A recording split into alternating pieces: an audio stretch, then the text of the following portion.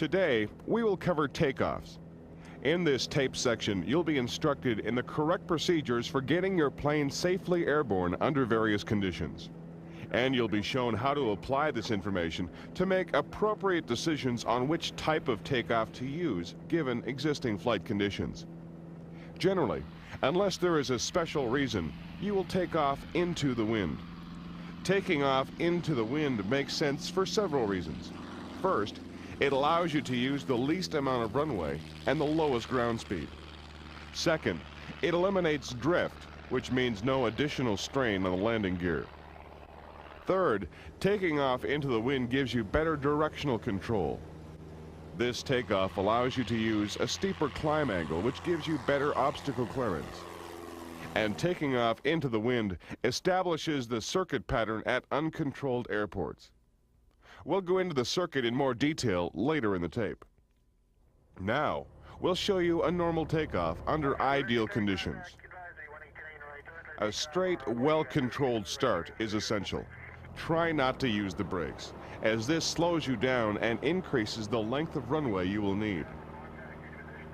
As you progress down the runway, the engine and propeller thrust line should be parallel to the ground. This will give you the maximum thrust and least aerodynamic drag up to the point of rotation.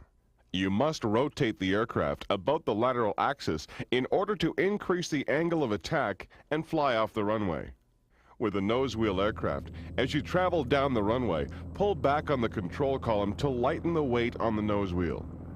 When the elevators become effective, raise the nose for takeoff attitude. Do not raise the nose too soon, or you will delay takeoff due to increased drag. Keep the wing level with the aileron control. With a tailwheel aircraft, lower the nose to takeoff attitude as the elevators become effective. Do not force the aircraft into the air prematurely, or the tailwheel will drop back to the ground. Use the rudder to maintain directional control, and keep the aircraft level by using the ailerons. As you reach rotation speed, slowly pull back on the control column to get airborne. When you leave the ground, the aircraft should be about the attitude of its best rate of climb airspeed. You will generally find it necessary to put some pressure on the elevator control to hold this attitude until the proper climb speed has been attained. Note that if you relax the back pressure on the control column before establishing the climb, the aircraft could lose height or drop onto the runway again. Maintain the best rate of climb, attitude, and speed until you reach a safe height, unless, of course, there are obstacles in the flight path. In that case, use the best angle of climb speed. Unless stated otherwise, continue climbing with full power until reaching a height of at least 500 feet. You might notice a tendency for the aircraft to yaw to the left during takeoff. This is mainly due to the effective forces produced by the propeller. Tailwheel aircraft are more prone to yaw from the propeller. Since you seldom fly in the conditions we just outlined, it is important to know what to do in less than ideal conditions. These would include crosswinds, the need for short-run takeoffs, tailwind after takeoff, hydroplaning, the ground effect, wheel borrowing, and wake turbulence. To take off into a crosswind, hold the control column fully to the wind. As the ailerons take effect, use only enough deflection to counteract the effect of the crosswind. When you reach takeoff speed, leave the ground cleanly and control the bank. It is essential that you do not drop back to the ground, as this puts an excessive strain on the landing gear. Once you reach an appropriate height, make a coordinated turn into the wind to compensate for drift. Then retract the flaps if you used them. Climb as you would for a normal takeoff, tracking along the runway centerline. The effect of the crosswind on takeoff depends upon its speed and the angle it approaches the runway. It is a certification requirement that aircraft be capable of operating safely in a 90-degree crosswind which does not exceed 20% of the plane's stalling speed. Using a crosswind component graph, you will be able to calculate the effect of the crosswind on takeoff and whether it is safe to attempt to do so. You will sometimes find occasion when it is necessary to take off in the shortest distance possible. This may be due to a short runway, or snowdrifts, water puddles, or other hazards on the runway.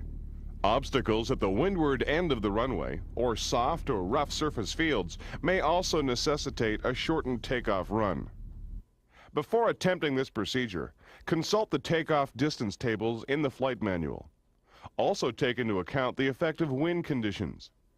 On a hard surface runway, keep the aircraft at an angle which will give you a minimum of aerodynamic drag during the takeoff run. Be careful you don't try to lift the aircraft off the ground too soon, or you might stall at a critical point in takeoff. Allow the aircraft to reach the minimum takeoff speed before lifting off the ground, and then accelerate to the best angle of climb speed. If you are taking off from a soft or rough field, it is important that the weight of the aircraft be transferred to the wings from the wheels as quickly as possible. You do this by maintaining a nose-up attitude during the takeoff run. This maneuver reduces rolling drag from the wheels. Once off the ground, lower the nose to stay in the ground effect and gain proper flying speed. As well, you will have to take into account the ground effect, which will be discussed separately in this section. It is possible to have a situation where there is no measurable wind on the ground, but enough wind above ground to affect your climb. Whenever you have a no-wind condition on the ground, use a takeoff procedure that makes allowance for a tailwind shortly after takeoff.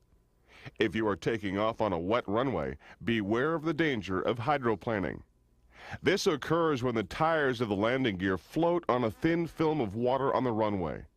In this condition, the aircraft may slip sideways and the brakes will be virtually useless. If you see raindrops appearing to bounce on the runway, it is a good indication that hydroplaning will be a problem. Hydroplaning may also be caused by ponding due to heavy rain or spring thaws. Should you have to take off under these conditions, be prepared to control the aircraft without brakes when the ground speed is above 30 miles per hour. Ground effect refers to an interference of the airflow patterns around a wing by the runway surface. Ground effect increases lift. When a wing is flown very near the ground, there is a substantial reduction in the induced drag. Downwash is significantly reduced. The air flowing from the trailing edge of the wing is forced parallel to the ground. The wingtip vortices that also contribute to induced drag are substantially reduced. The ground interferes with the formation of a large vortex. Ground effect can be detected at a height equal to one wingspan of an aircraft above the surface. Ground effect is not a factor to be ignored. You may find yourself in a situation where your aircraft lifts off the ground but has too great a load or not enough power to climb out of ground effect. Accelerate to the desired climb speed before attempting to climb out of it. Wheelbarrowing occurs in a nose-wheel aircraft. This condition occurs when the main wheels of the landing gear are lightly loaded or clear of the runway, and the nose wheel bears a greater than normal weight during takeoff or landing. During takeoff, wheelbarrowing occurs at low speeds when the slipstream increases the lift of the horizontal stabilizer. It may also be caused if you use excessive forward elevator pressure during takeoff while trying to hold the aircraft on the ground at speeds above normal takeoff speeds. If this condition is not controlled, you may end up in a maneuver similar to a ground loop in a tailwheel aircraft. To overcome wheelbarrowing, use one of the two following procedures. If the plane has not started to pivot, ease back on the control column, which will take weight off the nose wheel. Then continue on with the takeoff and climb procedures. If pivoting has begun, relax the forward elevator control and return steering to normal. If the pivoting stops, you may continue on with the takeoff. If it doesn't, abort the takeoff. Another hazard to watch for is wake turbulence. This is caused by wingtip vortices of departing and arriving aircraft, especially large ones. It is important you avoid flying into the core of a wingtip vortex. It is possible the vortex will cause a roll greater than you can recover from. Wake turbulence is greatest just before the point of touchdown for a landing aircraft and just after the point of takeoff for a departing plane. If you take off behind a large aircraft, plan your takeoff so you leave the ground before the point of takeoff of the preceding aircraft.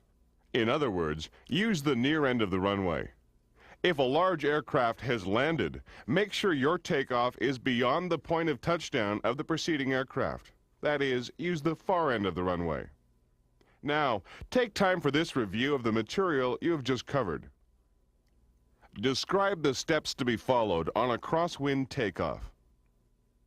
Describe the steps to be followed on a crosswind takeoff.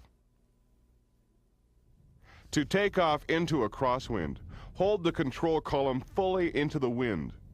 As the aircraft speed increases, use only enough aileron deflection to counteract the effect of the crosswind. When you reach takeoff speed, leave the ground cleanly and control the bank.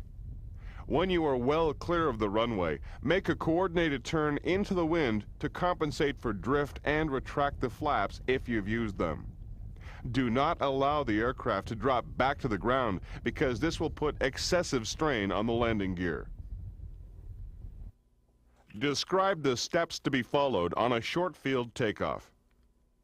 Describe the steps to be followed on a short field takeoff.